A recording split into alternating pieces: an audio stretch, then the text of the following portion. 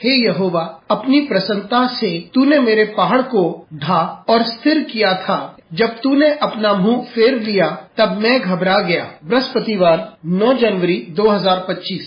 आज के मनन के लिए मैंने आप ही के लिए चुना है फिलिपियों अध्याय 1 और उसका 9वां वाक्य। और मैं ये प्रार्थना करता हूँ और सब प्रकार के विवेक सहित और भी बढ़ता जाए। आपका दिन आशीषित हो। जब हम परमेश्वर के शब्द को समझ लेते हैं तो चुनौतियां जो भी हों, जो शब्द के समझने में हमारे सामने आती हैं, हम बलवंत बने रहेंगे। आइए इस वाक्य पर मनन करते हैं। आज की सुबह का विषय है गहरी बातें। पौलुस परमेश्वर को धन्यवाद देता है फिलिपियों की कलीसिया के लिए और उनके विश्वास की यात्रा के लिए। इस वाक्य में पौलुस बात करता है कलीसिया की प्रार्थना के बारे में, किस प्रकार से वे परमेश्वर के शब्द से प्रेम करते हैं और वे इस शब्द के ज्ञान के द्वारा और उन्नति पाते रहें और उनमें परखने की समझ आ जाए। पौलुस कलीसिया के विश्वासियों के बारे में चिंता करता है क्योंकि उस वक्त बहुत सारी सिद्धांतिक बातें की जा रही थीं और बहुत से लोग थे जो लोगों को परमेश्वर के बारे में और यीशु मसीह के बारे में समझा रहे थे। वे परमेश्वर के प्रेम के बारे में भी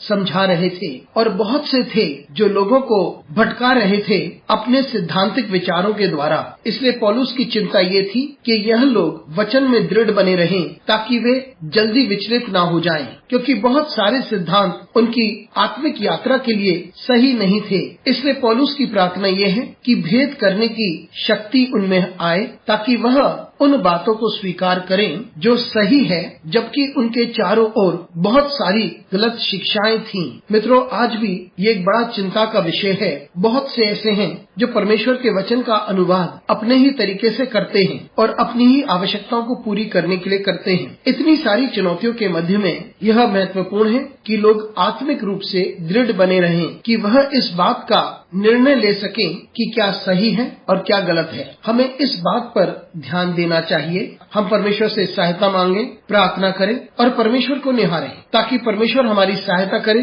कि हमारे पास सही समझ आ जाए और हम विश्वास में दृढ़ बने रहें। तो आइए हम अपने आप को वचन से दृढ़ करें ताकि हमारे अंदर सही चुनाव करने की सामर्थ आ जाए। अनुग्रहकारी परमेश्वर स्वर्गीय पिता, तुझे धन्यवाद देते हैं क्योंकि तू हमें बुद्धि और ज्ञान देता है। हमारी सहायता कर परमेश्वर, यीशु मसीह के नाम से मांगते हैं, आमीन।